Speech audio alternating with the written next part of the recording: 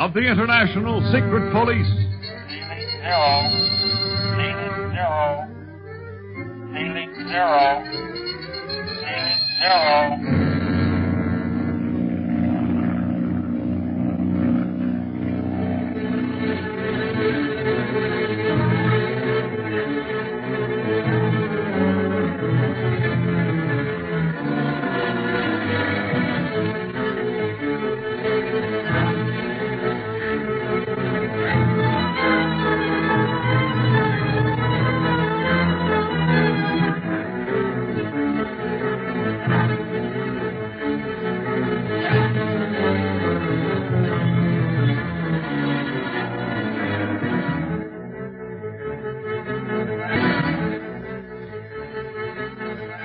Speed Gibson and his uncle, Clint Barlow, ace operator of the International Secret Police, have returned to police headquarters in New York with an official report of the death of the Octopus, world criminal number 1. Rather than be taken alive, the Octopus jumped from the plane when they were over the Himalayas and disappeared in the clouds banked below. Speed and Clint brought back his right-hand man, Quan Wu, as prisoner, and delivered him to Chief Riley. We find the boys in his office now telling the chief of their many adventures in China and Tibet, and also explaining the absence of Barney Dunlap, the third member of the trio. You see, Chief Riley, Barney got to feeling kind of sick right after the Octopus jumped out of our plane.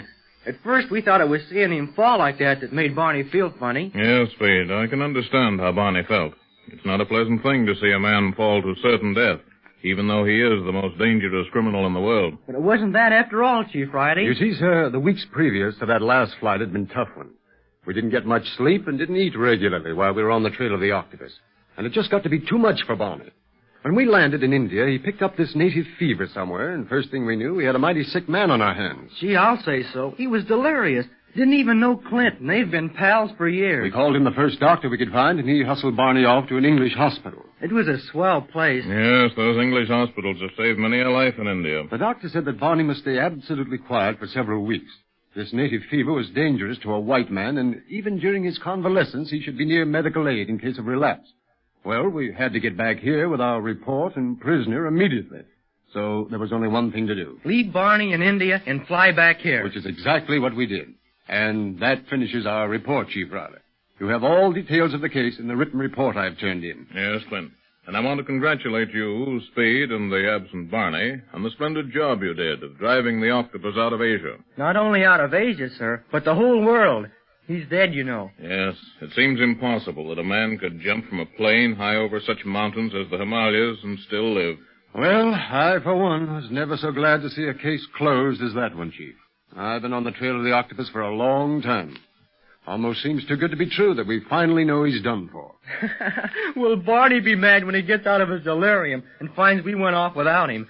He wanted to be here with us to make a report to Chief Riley. Well, he'll be over as soon as his health permits, Speed. But he's probably making life miserable for his doctors and nurses in the meantime. Well, I'll give you another good assistant, Clint. Smiley Preston. Smiley? I'll say he's a good man. Why, But wait a minute. Why do I need an assistant right now? Speed and I are going on that long postponed vacation. No, Clint, I can't let you go just yet, even though you've certainly earned a good rest. What? What? Well, I'll explain everything as soon as Smiley gets here. I've sent for him. He should be here any minute. Who is this Smiley, Clint? Oh, you heard me mention him often, Speed. He's the laugh of the service. Comes from Alabama and looks half asleep most of the time, but he's deadly as a cobra when he goes into action. Yes, and he knows Africa like a book. Africa? You mean you're sending us down there? Oh, this must be Smiley now. Come in. Hello, Smiley. Did y'all want me, Chief? Yes, you know Clint here. Clint. Why, Clint Barlow, you old razorback. I thought you were leaping around somewhere in China or Tibet. I just got back yesterday, Smiley. Uh-huh. And this is your nephew, that Speed boy? Say, fella, the whole service is talking about you and what you've done. This is Smiley Preston, Speed. We went through training together. He's one of the best. And don't let that grin of his fool you. He's always doing some pretty serious thinking behind it. Oh, don't let that man tell you things like that, Speed. Well, I'm mighty glad to meet y'all. Me too, Smiley. The Chief? What's this all about now? Yeah, what's this about sending us to Africa on some crazy Atlantian business? Huh? Atlantian? Well, suppose we begin at the beginning, boys. You see this briefcase on my desk? Well, it's full of data concerning a business enterprise that calls itself the Atlantian Syndicate. Well, surely this concern has no connection with Atlantis. Yes. The lost continent of fabulous wealth and supermen? Well, it claims to have, Clint. This syndicate has offered positive proof of the existence and exact location of Atlantis. Mm-hmm. But who'd believe 'em, Chief? Adventurers have been hunting for Atlantis for centuries and centuries, and nobody's been able to prove anything about it yet. 10 of the wealthiest men in the world believe the syndicate. Believe them so well that they've invested enormous sums of money in the syndicate to finance the expedition that is to uncover the lost continent in the Sahara Desert. Sahara Desert? In Africa? But I always thought that Atlantis was supposed to have disappeared beneath the ocean. And that's the general supposition, Speed. But persistent rumors have been coming out of the Sahara. The Atlantean Syndicate sent out a small expedition a year ago to trace down a story told by a French explorer who died before he could return to his discovery. Gosh. Now, this expedition brought back 3 items. A peculiar helmet, a cup of pure gold studded with precious stones, and a strangely shaped piece of granite which bore the name of a famous queen of Atlantis. Say, that sounds like they found the real thing, all right. That's exactly what our clients thought, Clint.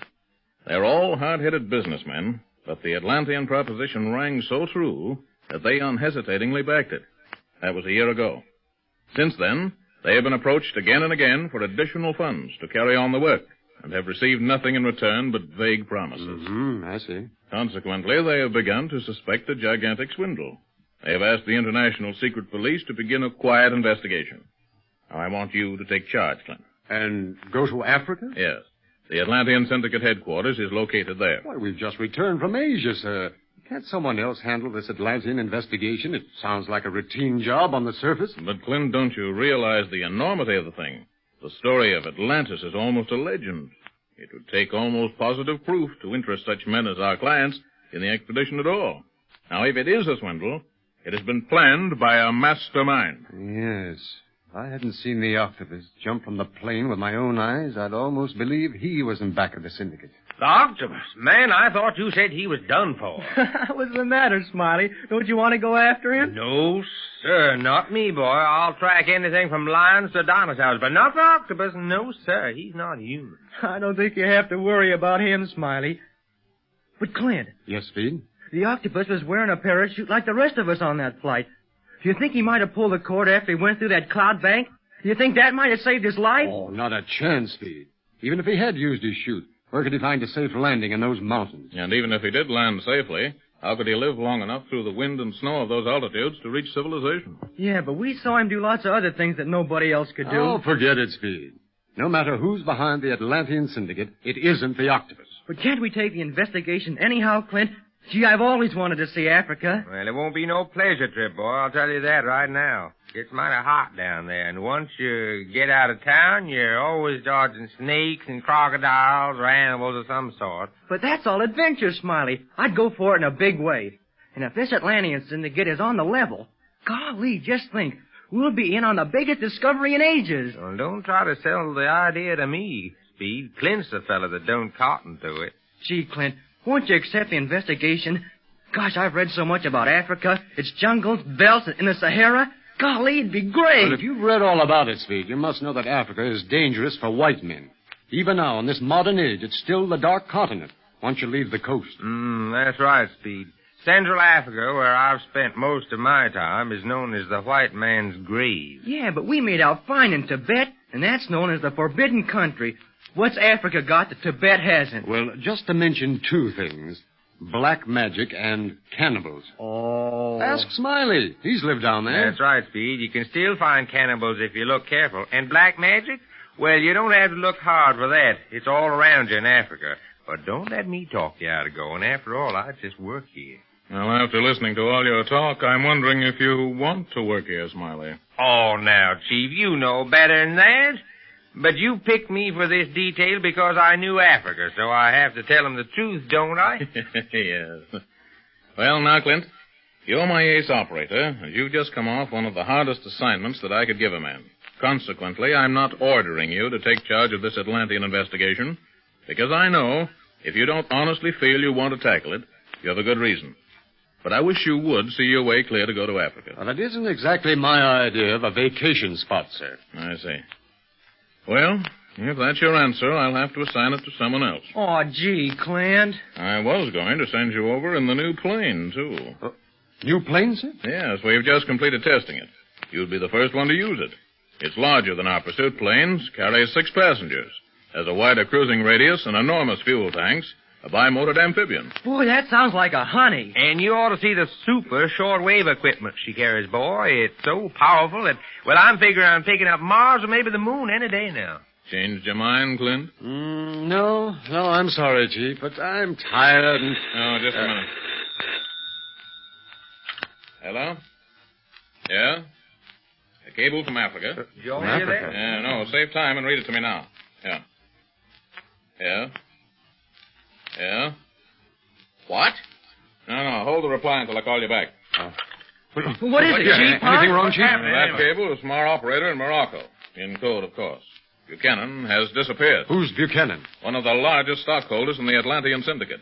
He went down to Africa a few months ago to do some investigating on his own, in spite of my warning. Now he's gone.